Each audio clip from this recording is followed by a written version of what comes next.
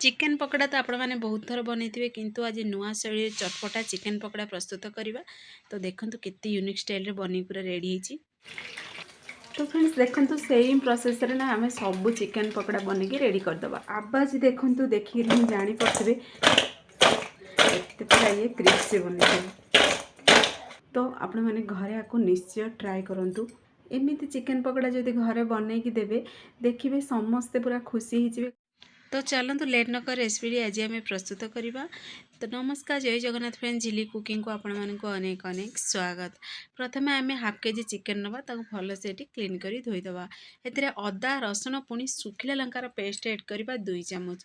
पुणी से आम रेड काश्मीर चिली एड करवा राग लंका गुंड भी आपण मैंने एड करेंगे। पुणी से आम दबा गरम मसला 1 चामच। पुणी से एड करदे स्वाद अनुसार लुण। आपण मैंने जी चिकेन नहीं से अनुसार से लुण को एड करदे। पुणी टे फ्लेवर को बढ़ावाई जमी सुंदर भी देखा से राशि दबा से 2 चामच। पुणी अल्प टिके से एड करदे आम कस्तूरी मेथी। तो कस्तूरी मेथी ये पूरापूरी ऑप्शनल अच्छी, आपण मैंने चाहिए एड करेंगे ना स्किप भी करेंगे। पुणी से कॉर्नफ्लोर दबा 1 गिना से आपण मैंने चाहिए ये कॉर्नफ्लोर बेसन पुणा मिक्स करी एड करेंगे। तो ये आम हाथ साहाଯ୍य ना भल से आपको मिक्स करदे आउ जमी देखा टे सुंदर देखा। तो ये चलते अल्प टिके आम से एड करदे फूड कलर एड कर अल्प टिके। तो यहाँ पूरापूरी ऑप्शनल अच्छी, आपण मैंने चाहिए एड करेंगे ना स्किप भी करेंगे। तो यही समय चाहिए अंडा 1 कंचा अंडा को भी एड करी भल से मिक्स करेंगे। ये मु अंडा को भी स्किप कर देछि। तो ये पुणी थे भल से आपको टे मिक्स करी आम कौन करवा अध घंटा पर्यंत टे रेस्ट पे रखीदे। सब बेले देखिए रेस्ट पे रखी जदि बनइबे चिकेन टी खाइबा समय पूरा सॉफ्ट जूसी लगे। तो ये चलतु आपको आम अध घंटा पर देखो केते बढ़िया टेक्सचर आसी। तो गोटे आम करें नवा मुझे सोरिष तेल ही चिकेन को छाणुची पकड़ा प्रस्तुत करुच्ची। तो आपण मैंने चाहिए रिफाइन तेल भी बनई पारे।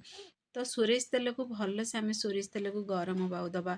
जेहेतु देखिए जदि सोरिष तेल जदि माने भल से गरम जदि हेनी ताहले देखिए तार फ्लेवरटा भल लगे। सब से सोरिष तेल पूरा धुआं बाहर पर्यंत गरम करेंगे। गरम हो सारा पर जदि अधिका गरम हो स्लो आंचरे बनवा देवे। स्लो आंच हो सारा से पकड़ा को एड करदे। एड कर पूरा गैस आंच को स्लो आंच जब बनइबे देखिए पकड़ा भी बहुत बढ़िया पूरा माने बाहर देखिए पूरा क्रिस्पी बनवा भितर भी बहुत बढ़िया सीझ ना। देखिए तेल जब अधिका गरम थी एड करदे से बाहर ही क्रिस्पी हो भितर भल से सीझबनी। तो से टे ध्यान देवे। गोटे साइड देखो आमर पूरा क्रिस्पी हो सारा सीझी सारा। तो ये आम उल्टे देवा भल से आ गोटे साइड टे सीझा देवा भल से। तो देखिए ये छोट छोट जदि टिप्स को ध्यान देकर बनइबे ना परफेक्ट पूरा चटपटा चिकेन पकड़ा बनिक पूरा रेडी हो। तो आगू भी देखेबी तार स्पेशल मसला केमती ऐड करेंगे से। तो देखो केते बढ़िया पूरा कलर भी आसीगला चिकेन पकड़ार।